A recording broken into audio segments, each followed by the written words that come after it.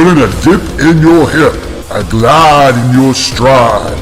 Welcome to the mothership, the home of the travelers of the universe, with shows throughout the week. Everything you want, everything you could need. From the paranormal to the supernatural, from the spiritual to the unknown, from emotions to comedy. You can find us at Facebook, Twitch, YouTube, TikTok, Instagram, and so much more. This is Rift Nation Network, the RNN. And now, your featured show. Shall we begin?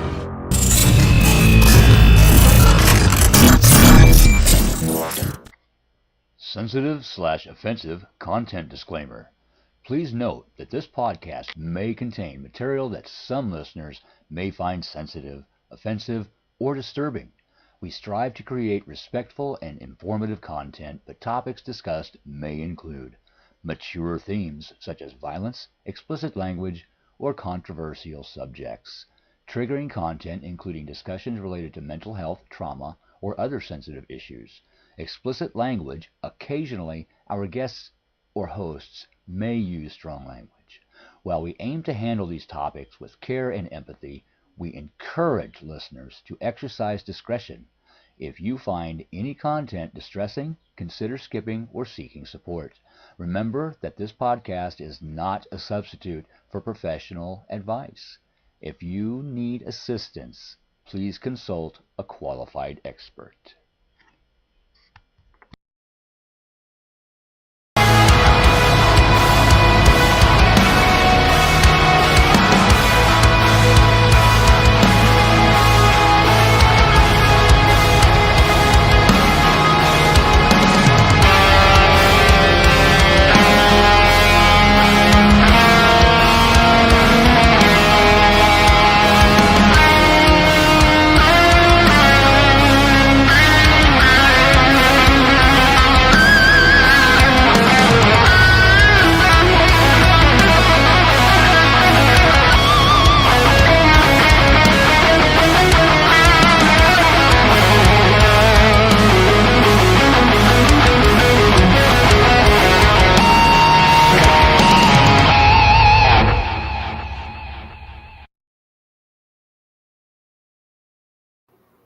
Good evening. Happy Wednesday, everybody. Welcome to the Rift Nation Network.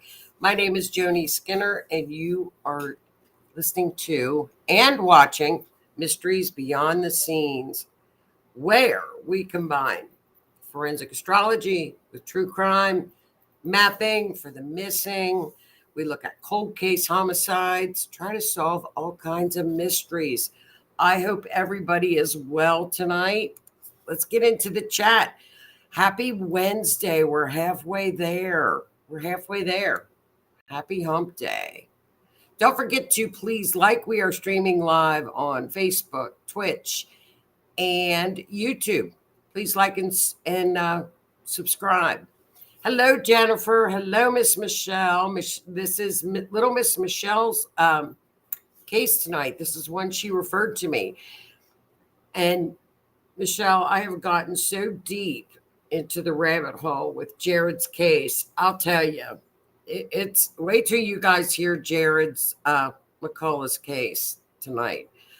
Lee, I'm going into the bathroom downstairs. Oh, water. Oh, must be storm. Welcome to storms.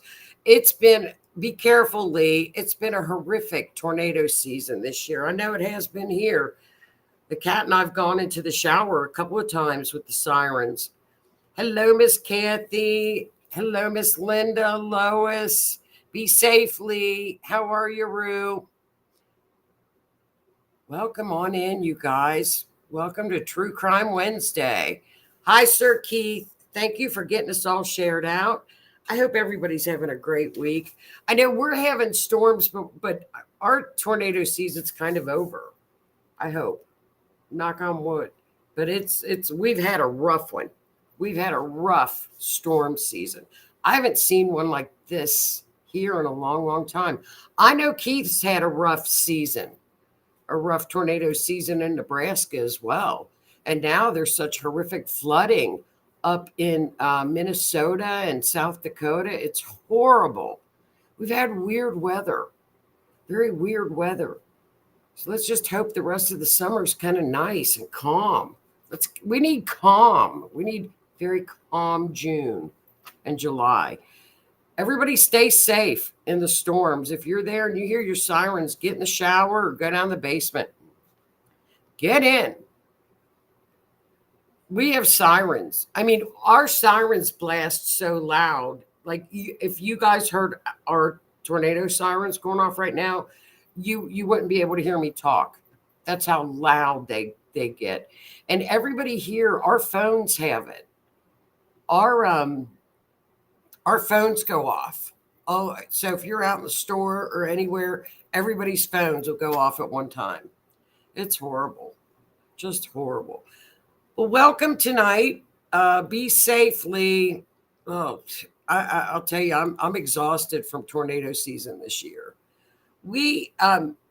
Michelle sent me this case, and it's Jared Mccolloch, and he disappeared in November, and we'll get to Jared's case. It is it's really an odd case. I don't know what to think of it. I can't wait for Rue to look at the chart as well. And I hope Gina comes in so Gina can look at the crime chart as well.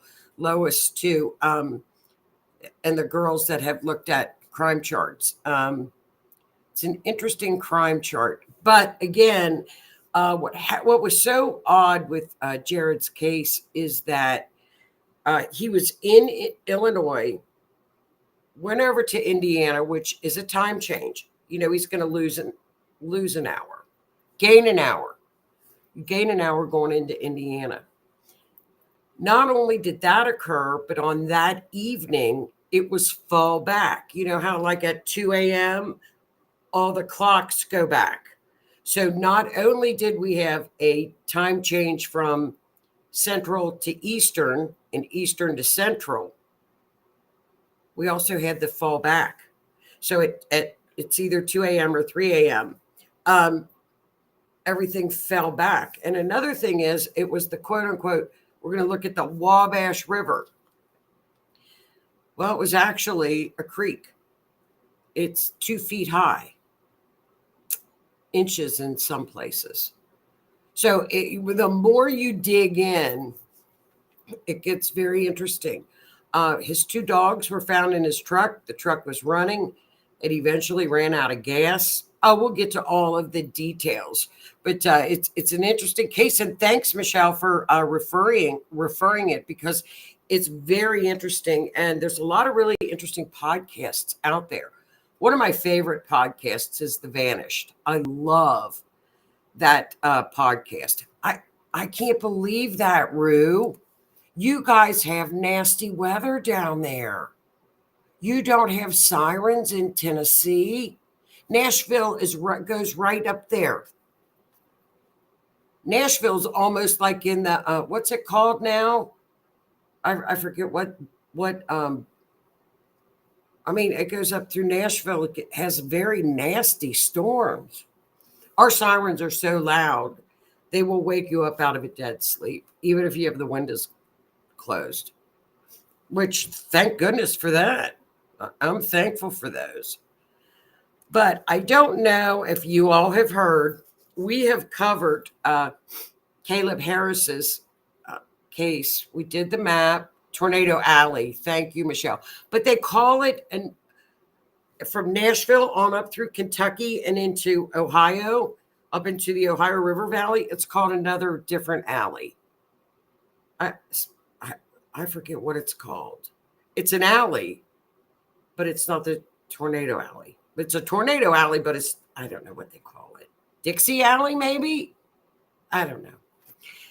But this week, remains were found very, very close to where Caleb's apartment was, where he went missing, in a pumping station. They have not identified Caleb, but I think we just don't know. We don't know if it's Caleb's remains, but I think people are leaning toward that. However, the experts have said that now a pumping station is where all of the waste from all of our drainage and sewage goes. You know, it goes from your house to the pipe, and then the pipes take it to a pumping station. So, and then it sends it on to the waste places. The experts are saying that there's no way that a 15-inch pipe would have remains could not go through a 15-inch pipe. I don't know. Some experts are saying that, but I'm not quite sure of the lay of the land where Caleb disappeared.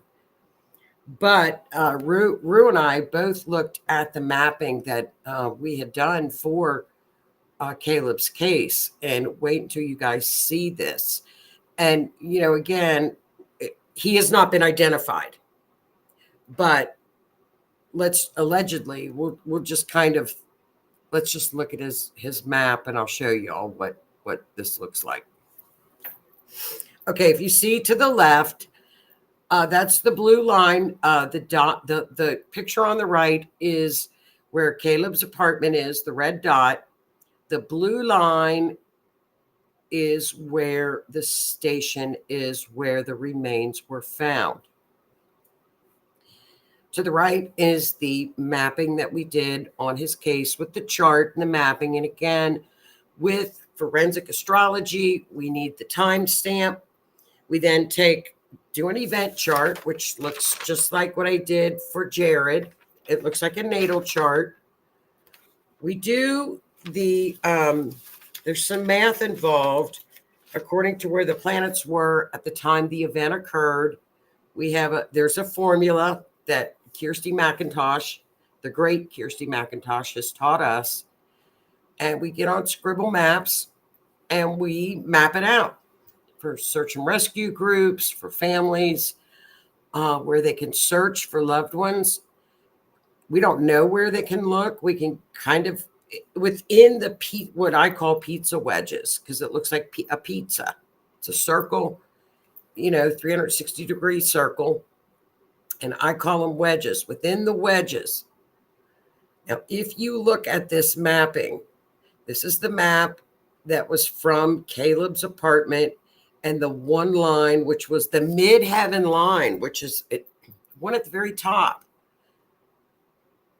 That's the line that goes right to the pumping station. So if it is Caleb, which looking at this map, and I put the blue arrows up there, the astrology had him completely there. And the answer to that is no. No. And a guy that allegedly searched with them. Hi, Miss Donna. How are you, dear? A person that allegedly searched and that worked with the family and knew some things about the searching, stated that all of those sewer lines and stations were searched. Now, I don't know if that's true, but he has come forward and said, we searched there. We searched in those areas. Now, a phone was found to the north about 2 weeks ago that was an iPhone, and Caleb had an iPhone. And they were testing it to see if it was his phone. So the phone was found out by the ocean, which would have been north. And there was another line that went that way. And I was kind of waiting to see what they said about the phone. In the general area, we had a line that went out that way. But this goes right to that pumping station. And what was interesting about the chart, I pulled up the chart and look at this again.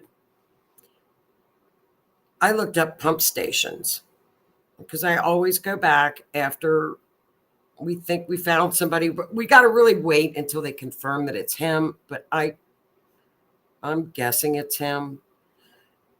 Pisces is a pump station. And that's what exactly in our book, it's called the rulership book that we use to look up places.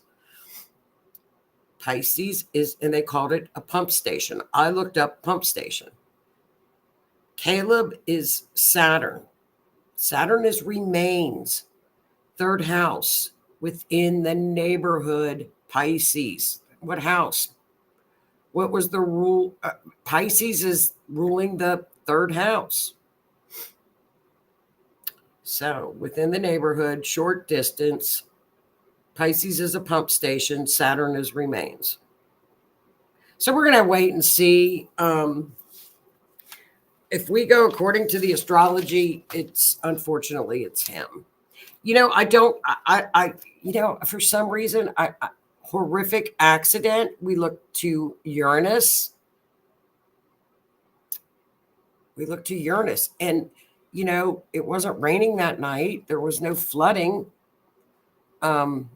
He was up at that little bridge when he took that Instagram picture. I don't know. We're going to have to wait and see on this, but I do know in rulership, pump stations, Saturn within the neighborhood. And like I said, the map goes right to that area. So I don't know. What's funny is the mileage is off. That's what I'm wondering. Now, another YouTuber, true crimer, had stated that he had been on Instagram and somebody may have picked him up. But we don't know that. We don't know all the facts to the case. I'm sure if it's him, we're going to find out. I think he was like in 16 feet of water, and he would have been in there for 3 months. So, and how would somebody let's look at it. If something bad happened and it was foul play, how would somebody get him into that station is another thing. There's got to be cameras. They're locked up. There's safety measures all over a pumping station. They're locked. How would somebody get in there to even put somebody in there? So I think it's going to be interesting to see what comes out of this the findings down at Corpus Christi. And they just found the remains. So we'll have to wait and weigh this one out. I think it's interesting with the chart, though. And we had a great timestamp for this particular event chart because it was on the Instagram and he was, like young people are, they've always got their phones on. So, I feel bad for his family and just a horrific, if it was an accident. I don't know. We have to wait and see what they say. It's very interesting. Lois is right. It is interesting. All right, let's get on to this. Now, you guys, this is a mystery. You talk about a mystery case. Boy, I don't even know what to think about this particular case. Now, Jared, on November the 4th, I put 2024. I'm sorry. Oops. It's not even, we're not even there yet. Of course, it's 23. Jared left Louisiana to travel to Salem, Illinois, to meet up with his ex-girlfriend, ex-wife, and they together were going to go visit his son and her son, and he was in a detention home, like a juvie center. So he left Louisiana, took his 2 dogs with him and his truck, and headed towards Salem, Illinois, November the 4th. He left Salem, Illinois to meet. Okay, he left to meet up with his ex, and he made it up to Salem, Illinois. Was on the phone texting her back and forth the whole way up. But he made it to the destination, but we're not sure if he actually made it to the ex's house. There's not a lot of information out there whether or not. She claims he did not meet up to go on the visit.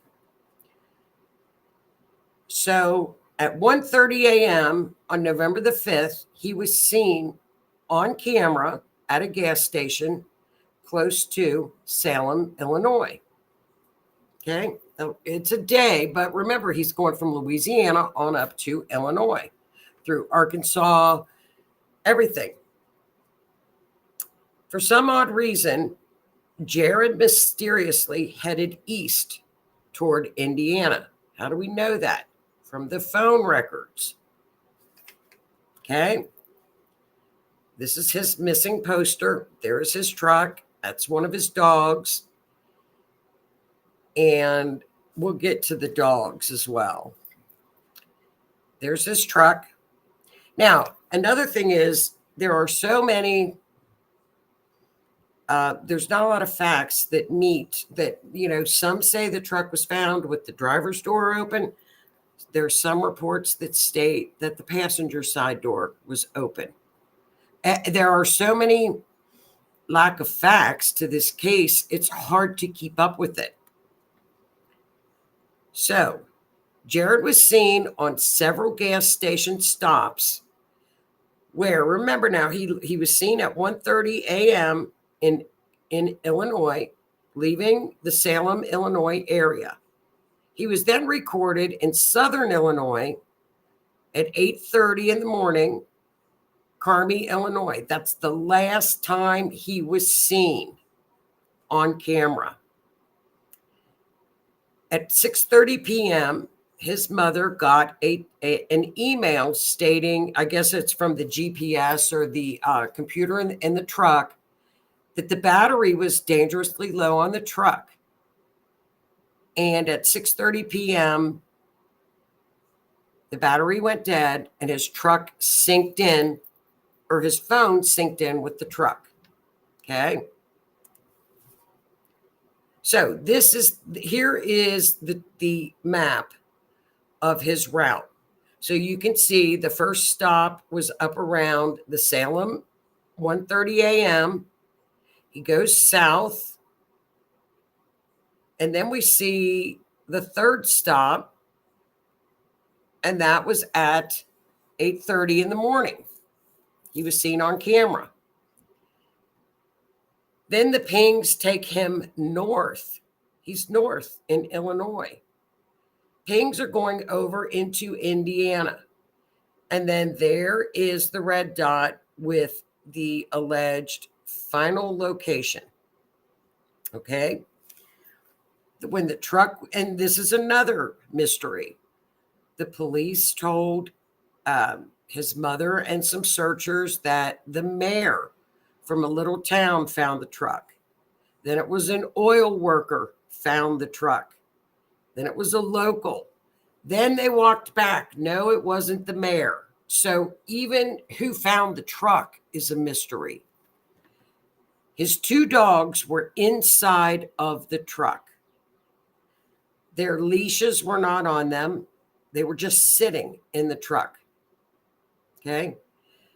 Jared was nowhere to be found. Has never been seen or heard from again. His shoes were found a little distance away from the truck, 10 feet apart. Again, we don't know if the one door was open. We don't know which door was open. We don't know if both were open, but we do know at 6:30 p.m., the battery went dead on the truck. Okay.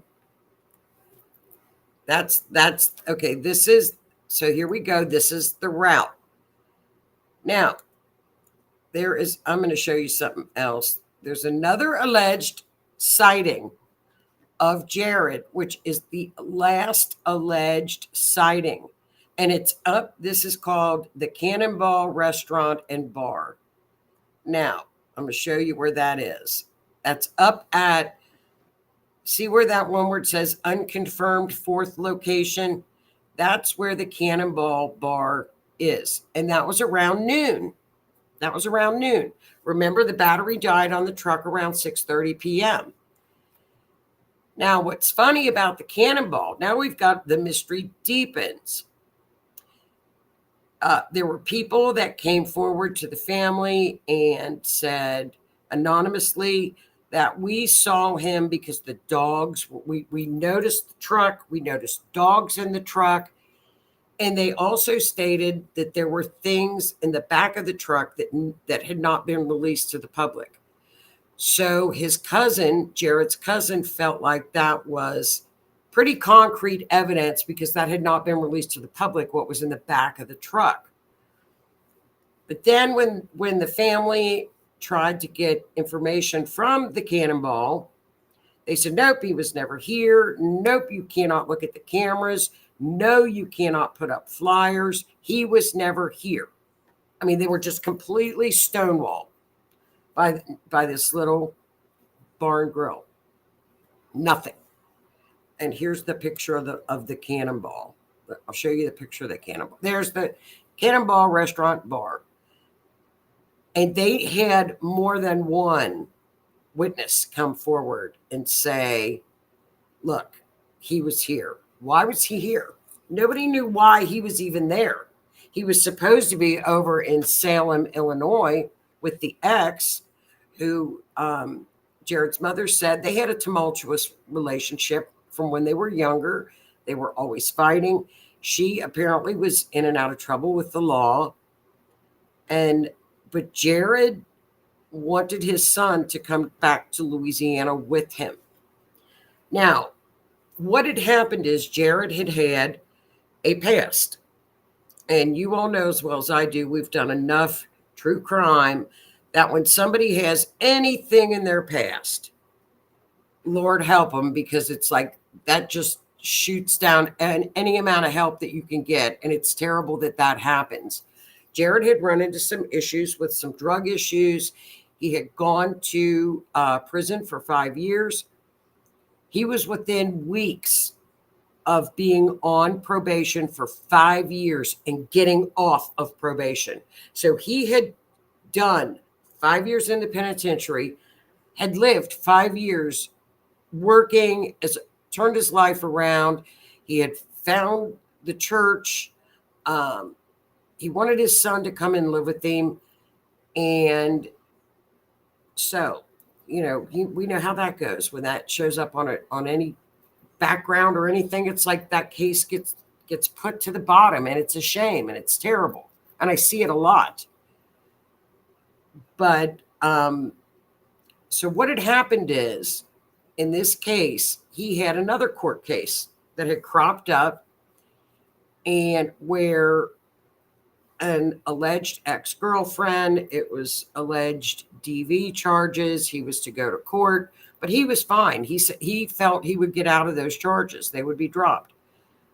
Well, of course, he went missing, so of course he missed his court date, so they issued a bench warrant. The sheriff in this little town said, if you see him, he could be dangerous. So does that have something to do with the Cannonball saying, nope, we didn't have anything to do with him? So, that's how things get started. And this is a small farm town. It's a rural area. So who knows? But they didn't get any. I think he was there because I think, for starters, who would know what was in the back of his truck? So I used, because of the fact, like I said, we had Illinois time.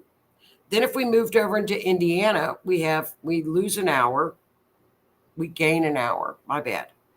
And then on that evening, it was fall back. So again, we lost another hour. So any text messages, any times on the phone records, nothing would have been accurate or an accurate time. So my thought process was, I'm going to use the alleged time that people thought they saw him between 11 and 12 for the chart, because that may be the time that he was there for lunch. And I don't, because of the fact none of the timestamps were correct. This is one of those cases that you have to really, it's like, oh, I'm going to sit down. Can you do a chart for me? And it's like, well, okay. But when you get into a case like this, it's hours of studying and going over. I'm going to do the 8:30 time when he was absolutely seen on that camera at 8:30. Then we're going to go up to the second stop and do another chart. And then we're going to do another chart. And then we're going to do a 6:30 chart for when the battery died. So it's this is a kind of case that you really have to dive into a thick rabbit hole and put all the pieces of the puzzle together. It takes a long time. It really does. But the starting point was, for me, was the noon time at the bar. Okay. So, and this chart, it's a malefic chart. It's not a really good friendly chart at all, as you can see with all the red lines. So what I did is, because of the fact I'm not too sure about the time, nothing that I can really see in this chart I can be positive about. You know, looking at like other charts, I can say, yeah, I'm pretty positive. I'm pretty well leaving it up and looking up things because of the fact that it's kind of a guess. But again, we look at, do we even know, could this have even been a suicide, unalive or harm themselves? Jared had lost his brother tragically. I guess it was about 3 years prior. And they were very, very close. So Jared had checked himself in to get mental help for that, which, God love his heart, that's wonderful. And even his cousin said he was not afraid, that he knew if he needed help because he felt things were too rough and mentally he was having a hard time losing his brother. He knew to get help. So she's like, he would not unalive. He also had a new baby on the way, that he had just had a new baby. He had the DV charges he was facing. So I think when you look at a case like this, you have to almost look at all angles. Could this have been foul play? Absolutely. Could this have been unaliving, a harm? Why, sure. Anybody can always, we don't know what someone's mental state is. So let's take a look at this chart and see if we can get anything from it. Then I'm going to show you guys the mapping. The mapping was very interesting around. Now remember, we are going along what's called the Wabash River. The Wabash River at places is 2 feet and 18 inches. It only gets really, really deep in certain areas. And none of those areas were where they alleged the car was found. Here's another thing, another mystery that's not making any sense. His mother gave a latitude and longitude, and then later on she found out that latitude and longitude is where the police had put the yellow tape out to search. So it was in that general area, but it wasn't in that area that she had the latitude and longitude. The tow truck driver, the police said it was on 6th Street and another street up in a little city north. The tow truck driver said, no, it was 2 miles south of that. And then again, it was 20 miles from that. You cannot get an exact location where anyone found the car, the truck. It's a guess. So again, it's, was he in the Cannonball? Yes or no? Where was the car? Why did he leave the ex-girlfriend's place when he was supposed to go visit his son? Why did he travel way away from the area and drive away? Did they have a fight? Did he have to cool off? What happened? Where was he going? And was she questioned? What is she saying? Apparently he was talking to the ex the whole time he was driving. What was going on? Did he have a place to go? We don't know. Nobody knows. Nobody knows. So it's a big mystery. Let's just take a look at the map. And in forensic astrology, again, you look up certain things. The first thing that I saw on this particular event chart, and remember, this is the lunch, is Venus. Venus popped out right away at me. And that, of course, would mean there's a female that either is a witness, knows something, that's got information. They've got to question any female that was possibly at the cannonball. Could it be the ex? Who did he talk to, and why was he over at the cannonball if he was? Or did he meet foul play in Illinois and people just took his truck over to Indiana to dump him? No one knows. The dogs, their leashes were damp, but the dogs were fine. They were waiting in the truck. That's another mystery. He didn't go anywhere without those dogs. So Venus popped up. Let's say there is a perp. And I will tell you this too. Look in the 12th house where I put that arrow. In our rulership book, and I've got to say this, and I hate to say this, but I looked it up. If Pluto is in the 12th house, it can mean someone has self-harmed themselves. It is just one of those placements that if Pluto is in the 12th house, it can mean someone has done damage to themselves. That Pluto is right up there hitting Venus. Someone knows something. The 12th house is what is hidden. Another thing, somebody he knows, and it has to do with the 12th house ruler, is keeping secrets. Very important secrets. And I looked that up. Also, we've got Jupiter in the 4th house, visit with an X. And that would be if the ruler of the 4th house is up in the 8th house, because we looked these things up. If the ruler of the 4th house, which is Venus, is in the 8th house, it means they are meeting up with an X, which we know he was. We've got Uranus in there, unexpected. At the home, he was going to her home to meet up, to go then visit his son. Jared's also the moon. Remember, he's also the moon. That's the co-ruler. What else? Definitely, if we look up at the 10th house, a lot out in the open. Out in the open. If there was foul play, it was done in a public area and he's out in the open. Okay?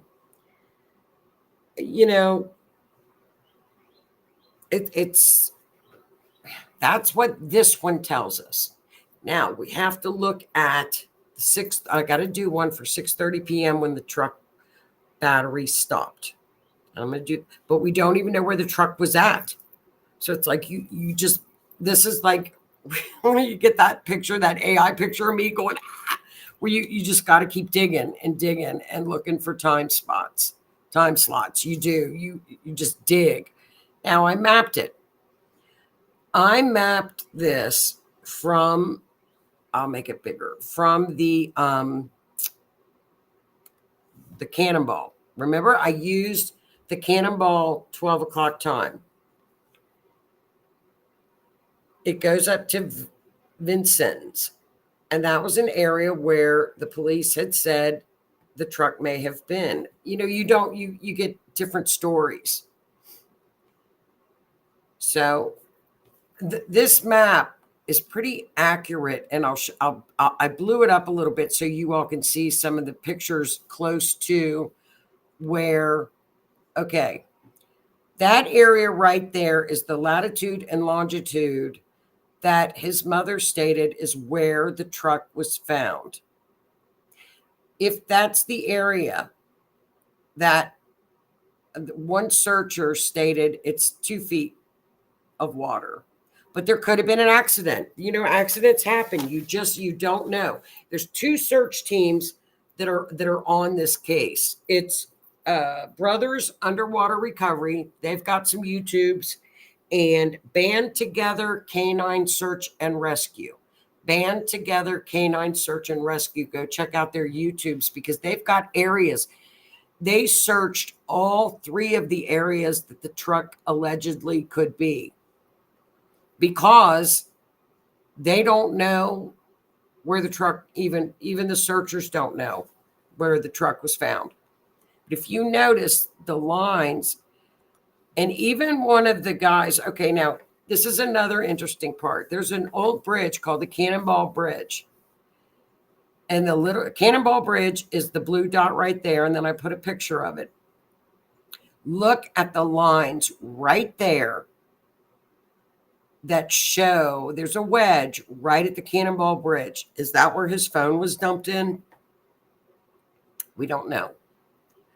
There is something there that something was either tossed or something from that. Look at that wedge right where the bridge is. It's right there. There's a line right there. And no camera footage of a truck was taken from the Cannonball Bridge. It's a mystery and a half, I'll tell you. Now, as you can see, there's a lot of lines over in the Illinois side. And one of the searchers stated he felt that if something bad happened, he very well could have been taken to something happened in Illinois and they ditched the truck. Was this a red herring? Was the truck ditched just to make it look like foul play had occurred? You just don't know. It's a good map. I mean, that's a good search and rescue map around the water areas. Oh, crap. I keep going the wrong way. Sorry. I told you I'm into this like crazy now. Look at that area right there. I don't know if you can see the little hand that I've got. Over to the left, over into the Illinois side, right into the water. There's lines that go right there too. I would check right there in that water area. I would go upstream a little bit as well. So there are some pretty good spots in that area to check, but where was he?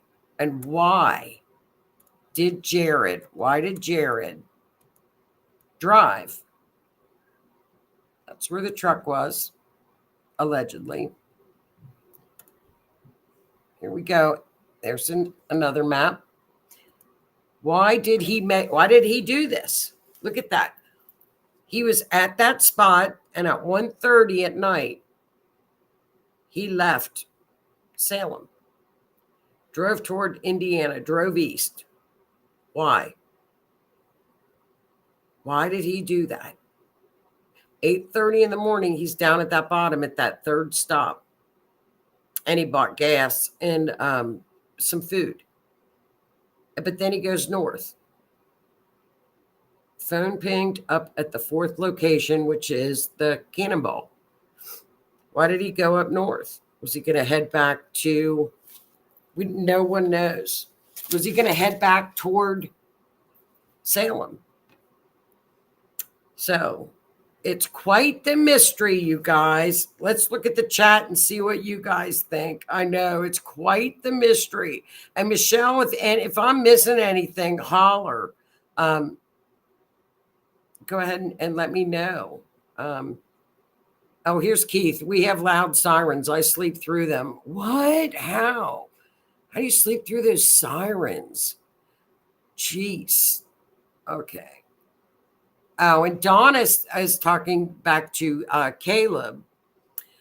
Worked for engineers of this kind, locked cameras and more. 3 months with no one manning the station is very weird.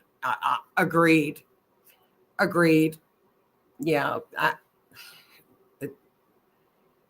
Linda, he would not have left his dogs willingly. Absolutely not. He would not have.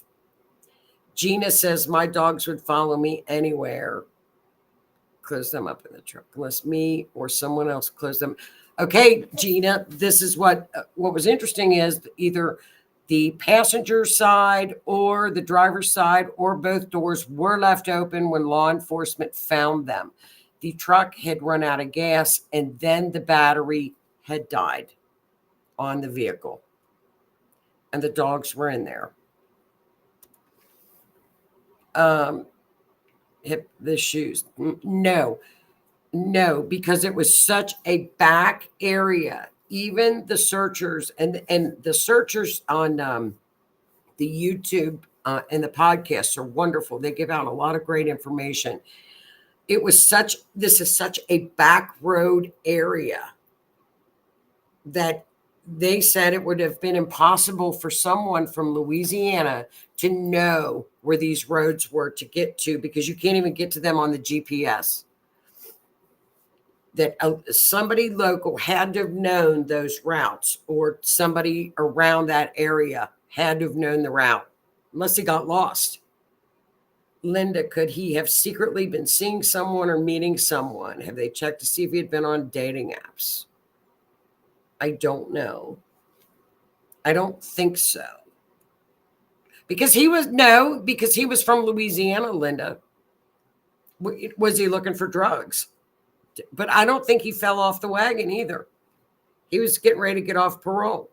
Michelle, I feel like mom is at a disadvantage as far as pushing the cops to do more because she lives in Louisiana. That's true.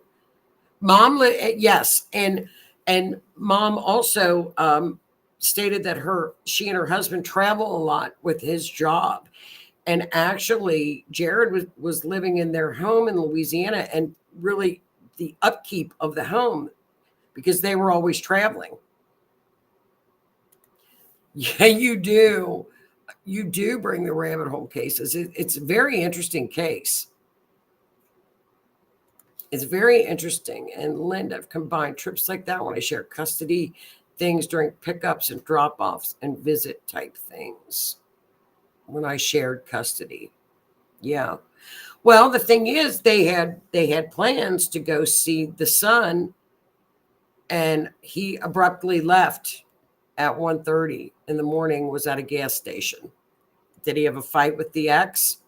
And another thing, and this is another interesting point, his mother received a text, and she said she was in Lowe's. It was early on Sunday morning, and he texted her and said, "Where is that?"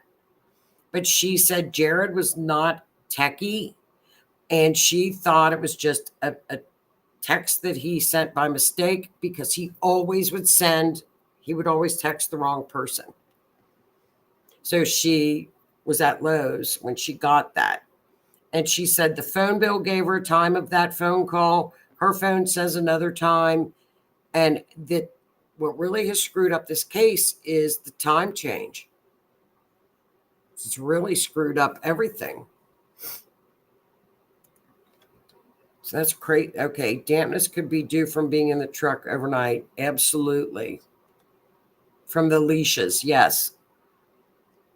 Did the ex have a boyfriend at the time? I don't know. There's very little, if not any, information about the ex, except that she has been in and out of being incarcerated.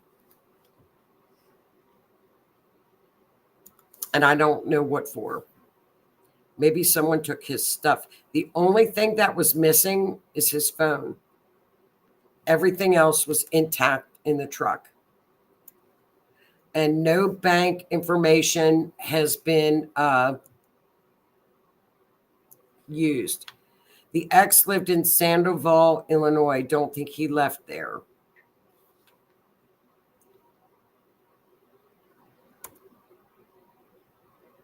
I think you found more than I did. Lois, they could have dropped the phone and body in the river. Would have never been at the cannonball. You know, those lines at that cannonball, there's lines up there right by that bridge, by that Cannonball Bridge. There's two wedges.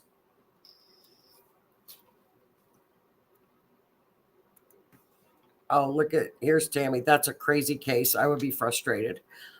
You know who I feel really bad for is his mother. His mother has lost a child, and now this one is missing, and it's heartbreaking. She's just wonderful on podcasts and on um, she's just a wonderful person, and I'm glad that she's got these two search and rescue groups that are willing to really go out of their way and help the mom, because it's wonderful. And his cousin lives in Indiana, who is like a sister to him, so she's there to help do boots on the ground as well. I think it's odd that the Cannonball won't allow any posters and won't allow them to view the cameras. Why is the Cannonball being so quiet? That's my question. And you guys know as well as I do that in these small towns, everybody knows everything that goes on. Everybody knows everything. Everybody knows something. Very sad. It is very, very sad.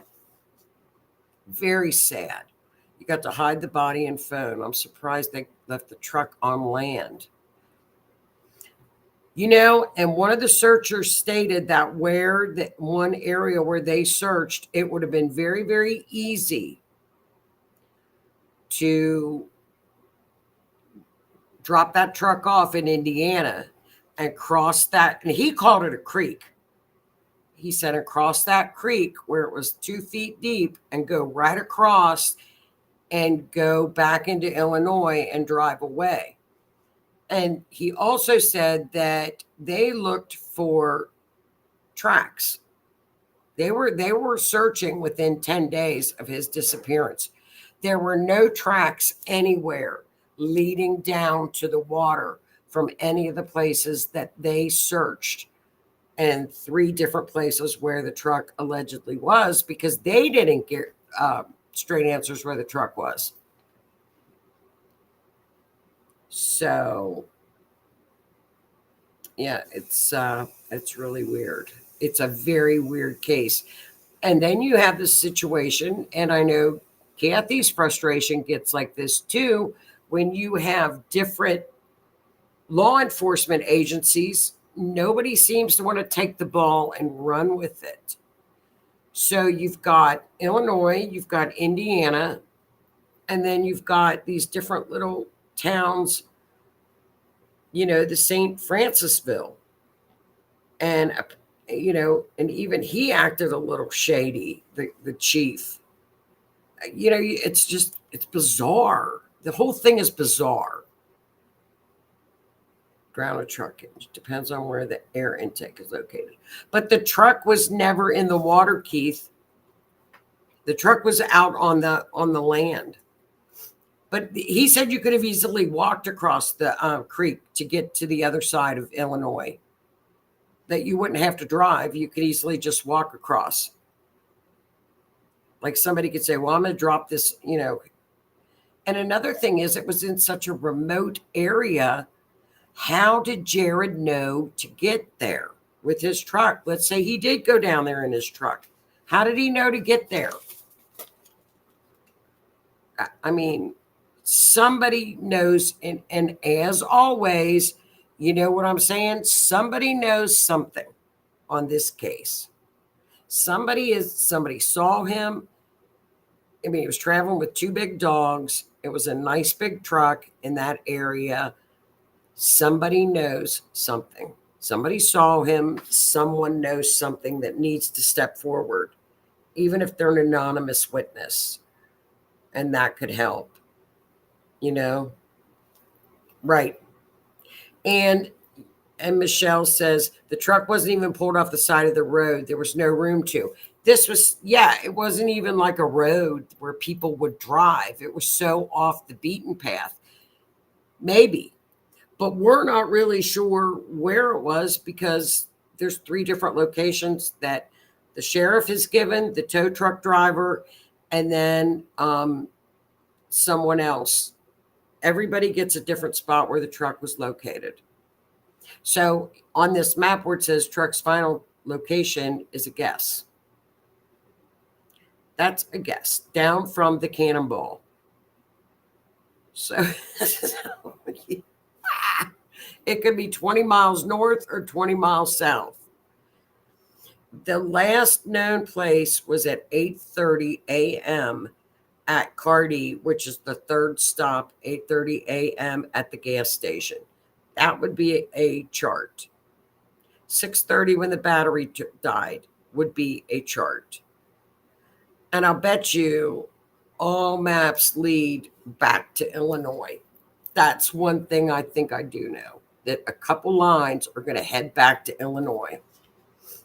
Just a guess, because that Venus up there is telling us somebody knows something. And look at that line right there headed west. There's one line right there. There's a couple lines that are headed over to Illinois. Look at that. Straight back over to where he came from. Check that out. If you look at that map, at that mapping, if you look right there, there's one line that's going exactly due west. Well, a little northwest. And that's where he was coming from. So I think that's where I would start, and I would backtrack all the way back from that area where he was seen at 1:30 in the morning and track it that way. I guess I'm like Tammy. Tammy's the PI in the group, and it is frustrating because there's so many phone pings, but yet you don't have the information. And were those phone pings, what did those records say? Was he texting? I think there's a lot of information that's not being told to the public too. You just don't know. So that is our case this week, you guys. Just some food for thought. And, check out The Vanished. It's an excellent, I love The Vanished podcast. And you can also check out Brothers Underwater Recovery and Band Together Canine Search and Rescue. They've got some specials on this case too. If anybody checks it out this week while you're listening to any true crimes, let me know if you get any other timestamps, because I'll for sure. This is one I'm going to put behind with Sebastian Rogers and Harmony Montgomery. Those are like big cases that we have to jump in the rabbit hole to really. It's a big puzzle. These are big puzzles. These are like we did, like Caleb's case. It's little ones, and then you got big ones. It's a crazy case. Just to let you guys know, Donna and I, with the last class, we've got an August 24th class, another first class, 9 to 2 live, 3 to 5 Zoom, Silver Wolf Treasures and Gifts. Let me know. And then Donna in the beginning of August is going to put the link up to register. But then we've got August 25th for the May and June classes. We're moving on, girls. Transits, Chiron, and Black Moon Lilith.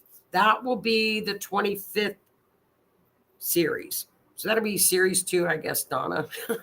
I don't know. We got series 1, 2, 3. I get too confused. Surprised that the dogs didn't try and find him once out, but they were leashed and given. Yeah, his mother has the dogs. Yeah. You know what's funny? I thought of that too, Donna, now that you mentioned that. Do you remember the case, you guys, that we looked at? And the little girl was unalived, and the dog was the hero because the dog came out and alerted the couple that were on the trail. Remember that case? We just did it a couple weeks ago. We just did it. So I'm surprised too, Donna, that the dogs didn't get out and run and alert people. But if they're in the middle of BFE, so I don't know. That's crazy. Crazy.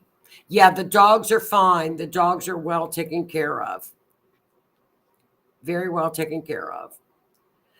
So thank you, guys. Everybody, have a great week. And Donna, I just go with the flow when it comes to these classes.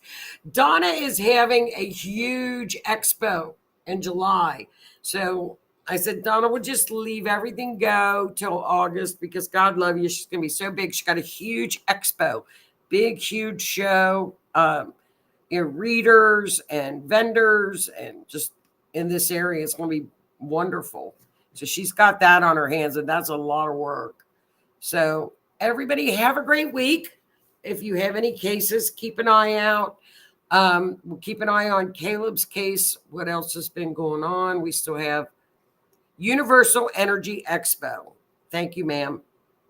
Universal Energy Expo. If you're in the Cincinnati area, it's at Turfway Park. Just going to have a great expo. So everybody have a super week. Oh, you're more than welcome, Michelle. You know, it's one of those that you keep going back to because you have to look for more information. You have certain cases that you do. Rudy, I know Rue does this too. Gina probably does too, where you just keep getting drawn back to the case because you know there's more clues to uncover. There's just that drive that you get that you can't put it away. So you just have a pile of them when it's like, when I get time at the beach, I'm going to pull this one out, pull that one out. And you just sit with them and do what you can just to try to help somebody find their loved one. So everybody have a great week. I'll see you guys next week. Thank you so much for tuning in and your input. Have a super weekend. At least we don't. We have 4th of July next week. So we got another holiday week coming up, which will be great. So everybody have a great week this week and enjoy it. Stay safe if you're in a storm zone. Thanks a million for tuning in. And I will see you guys next week. Have a good night. Thank you. Good night.